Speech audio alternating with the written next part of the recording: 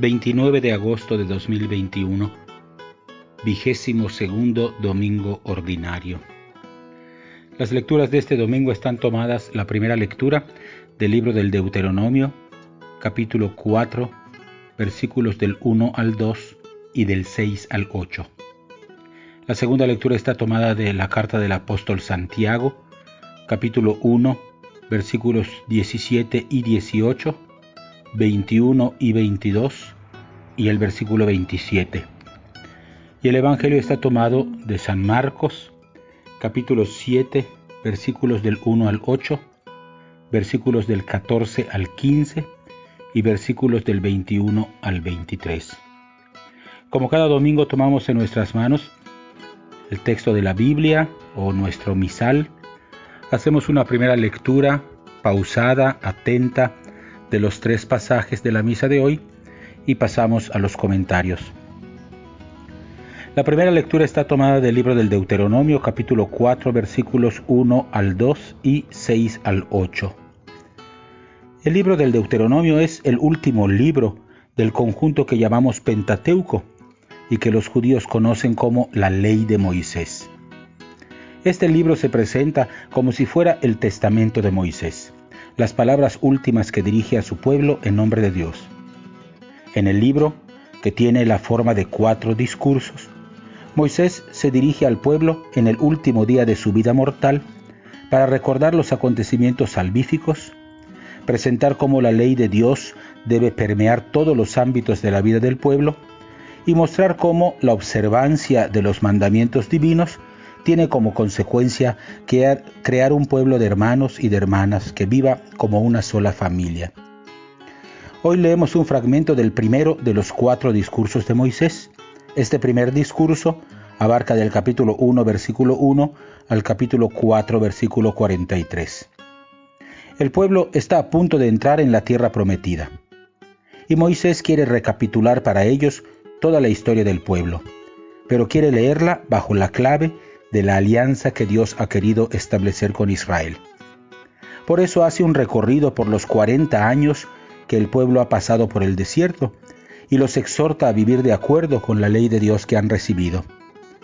Cuando los materiales de este libro fueron coleccionados y puestos por escrito durante el exilio en Babilonia, los desterrados estaban a punto de regresar a su tierra.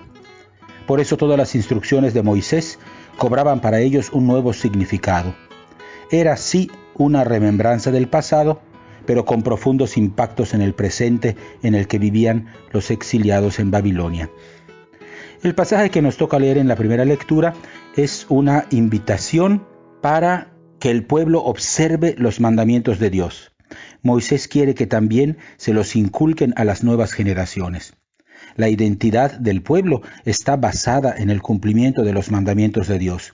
Su grandeza como nación está marcada por esta experiencia de cercanía de un Dios que ha querido revelarles su rostro y su voluntad. Caminar bajo su ley es la gloria máxima para Israel. La segunda lectura está tomada de Santiago, capítulo 1, versículos 17 al 18, versículos 21 al 22 y versículo 27. Durante 5 domingos de manera continua estaremos leyendo los principales pasajes de la carta de Santiago, la primera de las 7 cartas conocidas como cartas católicas, porque no están dirigidas a una comunidad concreta o a alguna persona, como la mayor parte de las cartas atribuidas a San Pablo, sino que tienen por destinatarios a todas las iglesias dispersas por el mundo entonces conocido. Católico quiere decir precisamente universal. Son cartas que tienen destinatarios universales. La carta de Santiago, atribuida a quien, junto con José, Judas y Simón, son llamados hermanos del Señor, en Marcos 6:3, es una colección de normas y consejos para la vida cristiana, muy parecidas a las homilías o a las predicaciones actuales.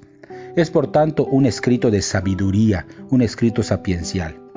El autor le escribe a una comunidad que está enfrentando problemas de habladurías, entre ellos, falta de dominio de la lengua, y una comunidad en la que hay fallas en la atención a los más pobres. Por eso, uno de los temas que atraviesa transversalmente la carta es el de la relación entre la fe y las obras, como respondiendo a un cristianismo que está demasiado preocupado por la teoría y se va olvidando de su compromiso social. El pasaje que leemos hoy forma parte de la primera parte de la carta, que abarca el capítulo 1, versículo 2, al capítulo 2, versículo 26. La unidad de la que se toman los versículos que escuchamos es la unidad que va capítulo 1, versículos del 13 al 27. Esta unidad recomiendo encarecidamente que puedan leerla completa. Santiago usa la imagen de la luz para expresar la identidad bautismal, porque el Evangelio es la luz que nos ha hecho criaturas nuevas. Una segunda imagen es la de la semilla, símbolo de la palabra sembrada en los corazones, pero que es capaz de salvar solo si es escuchada y puesta en práctica. Por eso el autor termina la sección con una de las más hermosas y al mismo tiempo de las más prácticas definiciones de qué es la religión verdadera. Dice él: visitar a los huérfanos y a las viudas en sus tribulaciones y mantener la identidad cristiana en medio de un mundo que a veces camina en contra del Evangelio.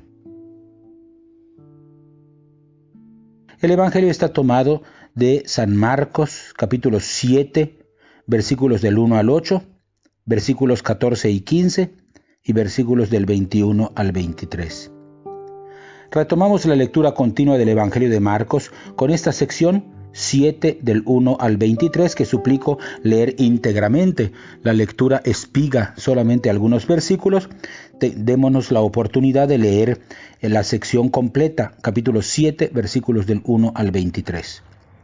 Una vez que el buen pastor ha alimentado a su rebaño con su enseñanza y con la multiplicación de los panes, que es signo de la Eucaristía, Jesús se vuelve ahora en contra de los malos pastores, los escribas y fariseos, que quieren alimentar al pueblo solamente con leyes y con tradiciones que oprimen.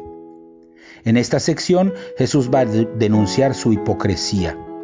Hipocresía es una palabra de origen griego que designa la máscara que usan los artistas en el teatro para representar a algún personaje.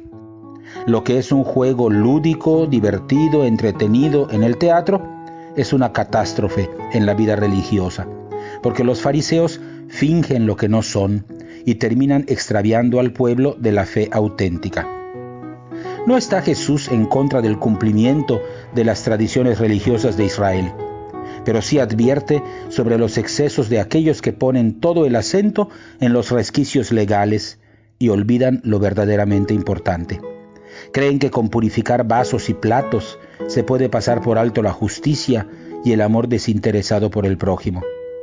El que ama a Dios de veras no es el que lo dice mucho o el que se aferra al cumplimiento de deberes religiosos, sino el que demuestra con sus obras que obedece a Dios, sirviendo a sus hermanos, perdonando de corazón y teniendo misericordia con los más necesitados. Jesús nos invita a mirar hondo, a no quedarnos en la superficialidad. La obediencia a la ley de Dios se asienta en lo más profundo del corazón humano. Es de ahí de donde salen las acciones buenas y malas. Tenemos que poner más atención a nuestro corazón. Sin optar por vivir en el amor y en el servicio, la fe se convierte solamente en un autoengaño, en una pantalla, en un discipulado vivido a la medida de la propia conveniencia, pero no del proyecto del reino de Dios, que es un proyecto de amor y de justicia para todos y para todas. Hasta aquí los comentarios. Volvemos a tomar en nuestras manos nuestra Biblia o nuestro misal. Hacemos una segunda lectura pausada, esta vez en oración de los 3 pasajes de la misa, y estamos ya listos para participar de la Eucaristía.